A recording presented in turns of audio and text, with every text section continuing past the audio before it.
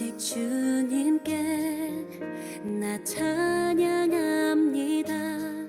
나를 푸르른 풀 밖을 실만한 물가로 이끄시네. 낙심될 때에 또 기도합니다.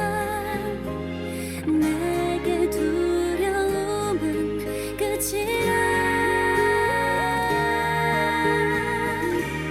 날 새롭게 하소서, 늘 새롭게 하소서.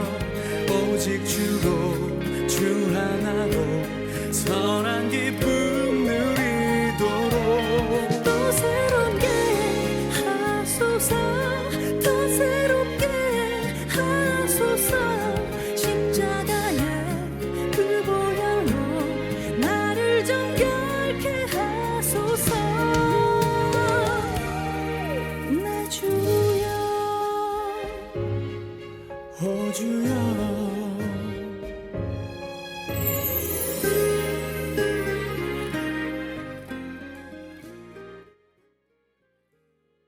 예, 여러분 반갑습니다. 10월 30일 날 수요일 아침이네요. 예, 오늘도 이사야서 말씀으로 함께 은혜 나누기 원합니다. 오늘 이사야서 65장입니다. 17절부터 마지막 절까지 말씀 우리 같이 한번 하겠습니다. 17절부터요. 보라, 내가 새 하늘과 새 땅을 창조하나니 이전 것은 기억되거나 마음에 생각나지 아니할 것이라.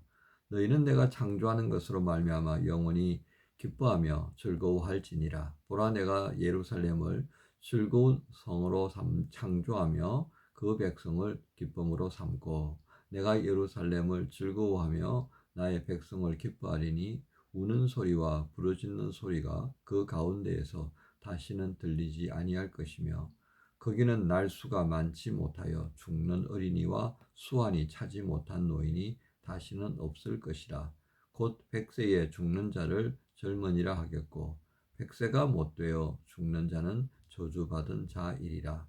그들이 가옥을 건축하고 그 안에 살겠고, 포도나무를 심고 열매를 먹을 것이며, 그들이 건축한 데에 타인이 살지 아니할 것이며, 그들이 심은 것을 타인이 먹지 아니하리니, 이는 내 백성의 수완이 나무의 수한과 같겠고, 내가 택한 자가 그 손으로 일한 것을 길이 누릴 것이며, 그들의 수고가 헛되지 않겠고, 그들이 생산하는 것이 재난을 당하지 아니하리니, 그들은 여호와의 복된 자의 자손이요 그들의 후손도 그들과 같을 것임이라. 그들이 부르기 전에 내가 응답하겠고, 그들이 말을 마치기 전에 내가 들을 것이며, 이리와 어린 양이 함께 먹을 것이며, 사자가 소처럼 짚을 먹을 것이며, 뱀은 흙을 양식으로 삼을 것이니, 나의 성산에서는 해함도 없겠고 상함도 없으리라. 여호와께서 말씀하시니라. 아멘. 오늘 말씀 중심 구절은 17절입니다. 보라, 내가 새 하늘과 새 땅을 창조하나니 이전 것은 기억되거나 마음에 생각나지 아니할 것이라. 그래서 제목을 예루살렘과 시온을 새롭게 하시는 하나님, 예루살렘과 시온을 새롭게 하시는 하나님, 이렇게 제목을 정해봅니다. 오늘 여러분 이 17절을 읽다 보니까 어떤 생각이 들어오세요? 계시록 21장에 기록되어 있는 새 하늘과 새 땅이 쫙 열리면서 새 예루살렘 성이 이 신부처럼 쫙 내려오는 그런 장면들을 여러분 기억하실 겁니다만은, 이 계시록의 새로운 창조와는 다른 개념으로 접근할 필요가 있겠습니다. 즉 계시록 21장은 예수 그리스도 안에서 이루어지는 새로운 창조입니다. 이전 것, 정말 하나님께서 처음 창세기에서 만들었던 그 세계와는 완전히 단절되는 겁니다. 그것은 이 두루마리로 말아가지고요, 픽 하고 던져버리는 그런 생각으로 여러분께서 계시록 21장을 보면 될 것입니다. 그러나 오늘 이 17절부터 시작되어지는 새 하늘과 새 땅을 창조하는 이 개념은요, 어디에 국한되어 있다는 것입니까? 그러니까 예루살렘입니다. 그리고 유다 땅입니다. 예루살렘을 중심으로 한 그 유다 땅. 자, 이런 개념으로 우리가 생각을 하면요, 결국 오늘 이 65장을 통해서 우리에게 말씀하시는 것은 무엇이겠습니까? 곧 예루살렘의 영적인 어떤 그런 새로워짐, 시온의 예루살렘을 중심으로 한 이 시온의 어떤 그런 변화, 이것은 하나님께서 이들을 통해서 이루려고 하시는 목적과 연결되어집니다. 그것은 곧 우리가 이렇게 표현할 수 있겠습니다. 출애굽의 본질적 이유, 바로 그것이 이루어지기 위해서는 이 예루살렘과 시온성에 대한 그 예루살렘을 중심으로 한 유다 땅의 어떤 변화가 가장 중요하게 다루어져야만 한다는 것입니다. 그런데 과거 어떻습니까? 우리가 앞서 이사야서를 쭉 묵상하면서 보았습니다마는 이 예루살렘, 그 유다 땅은 어떻게 되었던 것입니까? 모든 불법이 우상 숭배가 횡행하던 것이었습니다. 그래서 하나님께서 이 이스라엘을 향해서 가장 진노하셨던 그 첫 번째 죄, 그 본질 중에 본질의 죄가 무엇이라고 하셨습니까? 우상 숭배라고 하는 것을 지적하셨던 것을 기억하실 것입니다. 그런데 그것이 어떻게 됐다는 거예요?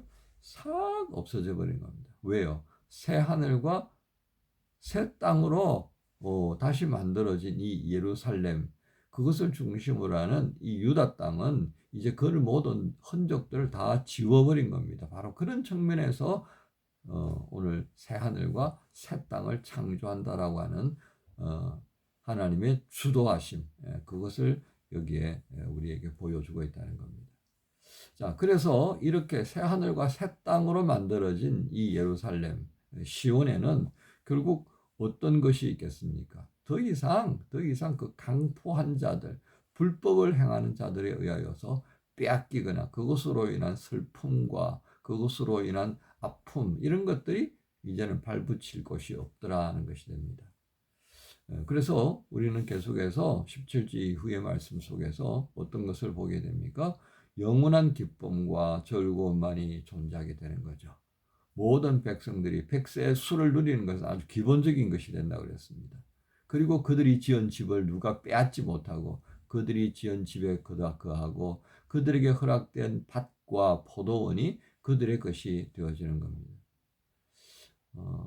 여러분, 그 이스라엘 백성들에게 땅은요, 영구히 매매하지 못합니다. 희년이 돌아오면 그 50년, 그 희년이라는 개념이 되는데요. 49년 동안 그냥 임대해서 쓸 수 있는 상황이 되는 겁니다. 그래서 내가 지인인 내가 한 25년 썼어요. 그러다가 이제 앞으로 희년이 되면 24년이 남아 있을 것 같다 싶으니까 그 24년 동안 소출될 곡물의 가치를 그 24년 동안 사용할 수 있는 땅의 권한으로 판매하는 거예요. 이게 땅을 완전히 판매하는 게 아니에요. 그리고 희년이 되면 돌려주는 거예요. 근데 이 이스라엘이 망할 징조가 되는 거예요. 그게 다 권력자들, 힘 있는 자들에 의하여서 다 그냥 무력하게, 소위 말하는 무력화되어 버린 겁니다. 그러니까 불법이 되어 버린 거죠. 자, 이런 부분들을 이제 하나님께서 새 하늘과 새 땅으로 만드시면서 제자리 잡게 되어지는 것입니다. 그래서 이사야서 60장에서 우리는 그걸 봤죠. 그죠? 더 이상 그런 무기를 만들기 위한 쇠가 필요하지 않고요. 그죠? 또 화평이 관원이 되고 또 공의가 감독관이 되는 세상을 누리게 되는 것을 우리에게 말씀합니다. 근데 실상 이러한 삶이 얼마나 무모하다, 얼마나 무모한가라고 하는 사람들이 정말 많습니다. 그런데 이러한 삶이 시작될 수 있도록 오늘 주어 되시는 하나님께서 내가 시작한다 이렇게 말씀하셨잖아요. 그러니까 여기서 우리는 사람들이 생각하는 이렇게 되는 세상이라는 게 이게 가능하냐라고 하는 것에 방점을 찍을 것이 아니라 하나님이 무엇을 원하시는가에 우리는 방점을 찍어야 합니다. 왜 중요해요? 하나님께서 원하시는 것이 무엇인가를 알게 되면요, 그 하나님의 사람들이 살아가야 할 이유가 거기에서 시작되기 때문에 그렇다는 것입니다. 여러분, 초대교회에서 강력한 성령의 역사가 임하였을 때에 초대교회 사람들이 어떻게 움직였는가를 주목해서 보십시오. 그런 것들을 생각하면서 핸드리쿠스 베르코프라는 사람이 있습니다. 이 사람이 이제 그런 기독교 신앙론이라는 책을 쓰는데요. 그 책에서 이제 이런 말들을 합니다. 우리의 신앙이 왜 세계를 변화시키는 것에 대해서 민감해야 되는지를 설명하는데요. 그것은 하나님께서 기대하시는 이 세계의 변화, 그것을 그는 세계의 성화라고 하는 말로 표현합니다. 또 갱신이라고 하는 과정을 또 동반한다라고 말을 하죠. 바로 이 하나님께 기대하시는 세계의 성화, 또 갱신을 위한 과정에 누가 필요하다는 것입니까? 하나님의 사람이 필요하다는 겁니다. 그래서 하나님은 우리 안에서 역사하시고 우리 안에서 역사하실 수 있도록 성령을 또 보내셔서 우리와 함께 하시도록 하는 것이다. 그렇게 제시합니다. 그러기에 우리가 하나님의 비전을 알게 되면 그 하나님의 비전이 우리의 비전이 되어야 하는 것이 마땅한 것입니다.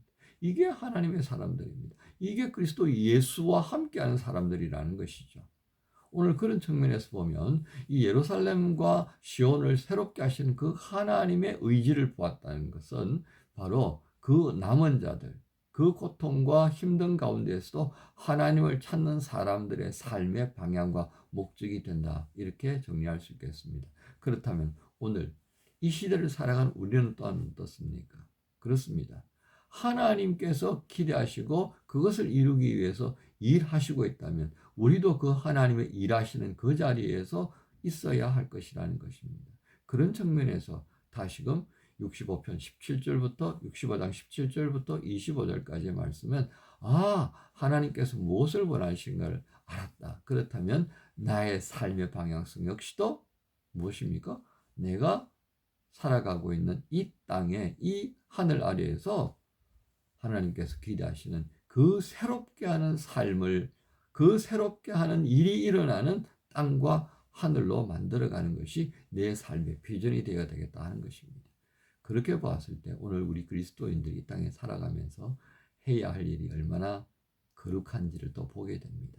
우리는 이런 일을 위해서 협력해야 하겠습니다. 이런 일을 위하여서 준비해야 하겠습니다. 미루지 마시고요. 오늘도 여러분 공부하시는 그 이유를 여기에서 확인하시면서 이 복된 수요 시작하실 수 있기를 우리 주님 예수님의 이름으로 축복합니다. 주님 감사합니다. 예루살렘을 새롭게 하시려 하셨던 하나님, 내가 그것을 시작하려 하셨던 그 하나님의 마음을 헤아리며 이제 이 세계를 변화시키고 내가 서 있는 이 땅을 통하여서 하나님께서 일하고 있다는 것을 알게 하셨사오니 주님, 저희 각자의 삶의 방향성과 목적도 그렇게 되게 하여 주옵소서. 세상 사람들이 말하는 그것은 참으로 무모하다라고 하기 전에 우리는 하나님께서 이것을 이루려고 하신다는 것에 방점을 두며 그 하나님과 함께하는 자의 길을 갈 수 있도록 성령님 인도하여 주옵소서. 감사합니다. 예수님의 이름으로 기도합니다.